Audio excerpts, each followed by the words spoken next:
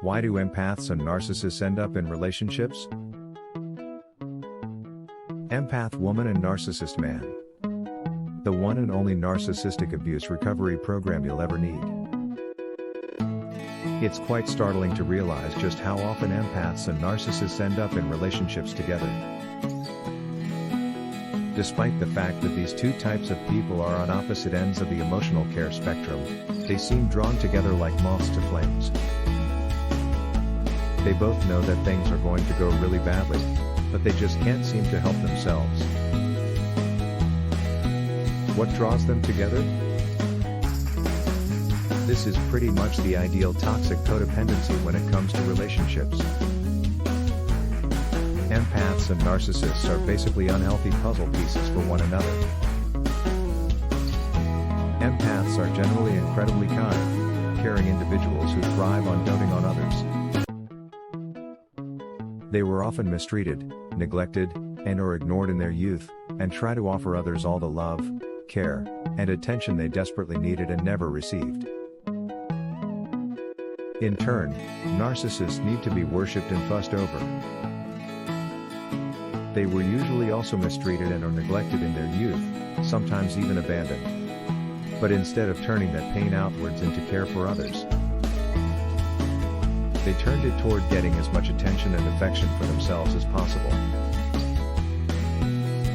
See the connection here? These two are drawn together whether they want to be or not. They're embodiments of unhealthy, toxic puzzle pieces. What keeps them together? They both thrive on drama, but in different ways. Quite often, the empath will feel most comfortable when they're being treated badly, because that's a situation they know well. They feel like they know what they're doing when they're trying hard to earn someone else's attention and affection. In turn, the narcissist's sadistic streak thrives on this behavior. On one hand, they'll have contempt for it. They'll see their partner as weak and pathetic, and play with their emotions so they're constantly sucking up and trying to get love and attention. They'll play a cruel cat and mouse game in which they'll love bomb the empath with a bit of kindness to keep them engaged. Then they'll withhold it again so their partner has to scramble to get care and love from them again. All in all, it's an incredibly unhealthy pairing that never ends well.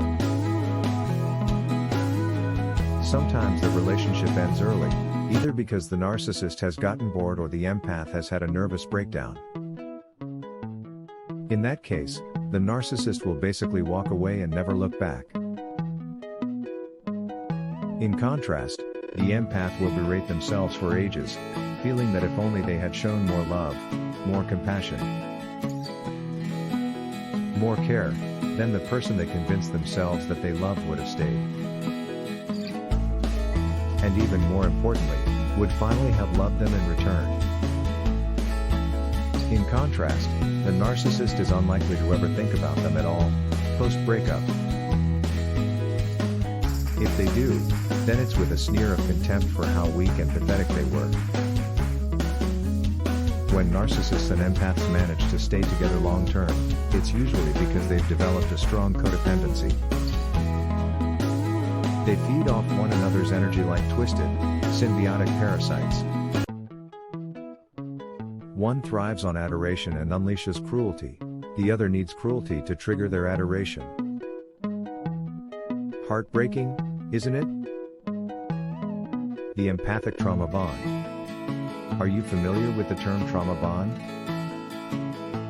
It's something that often develops in children who are abused by their parents. In simplest terms, a type of emotional attachment is created via a cycle of mistreatment and false hope. Let's use an example of a child being abused by a narcissistic parent. The child will be hurt deeply by the parent, usually through emotional, verbal, or psychological cruelty. They'll be devalued and told how worthless they are, that they're a burden, or stupid, or a mistake. the child will be emotionally shattered. All they want is for the person they love to show them a tiny bit of kindness. The child will do all they can to try to earn a piece of that parent's love and affection. In turn, the parent may be cold and distant, even more insulting or cruel, so the child tries even harder. Eventually, that narcissist will turn around and love bomb the little one, which finally grants that poor child a moment of love and security. Until it's snatched away again, and the harmful cycle begins anew. What should be a healthy, loving connection between parent and child ends up being a horrible game in which the narcissist toys with the child in order to get the attention and sycophancy they want.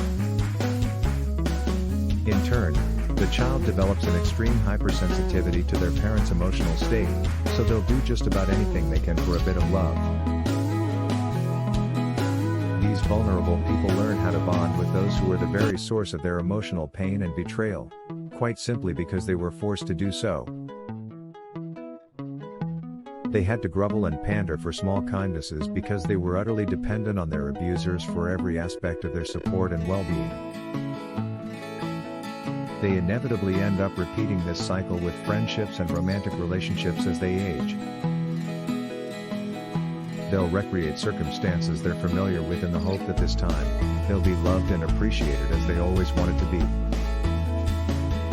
Many empaths recognize this, and choose narcissists anyway. You may be surprised to discover that many empaths are well aware of this behavior, and choose to go down that road anyway.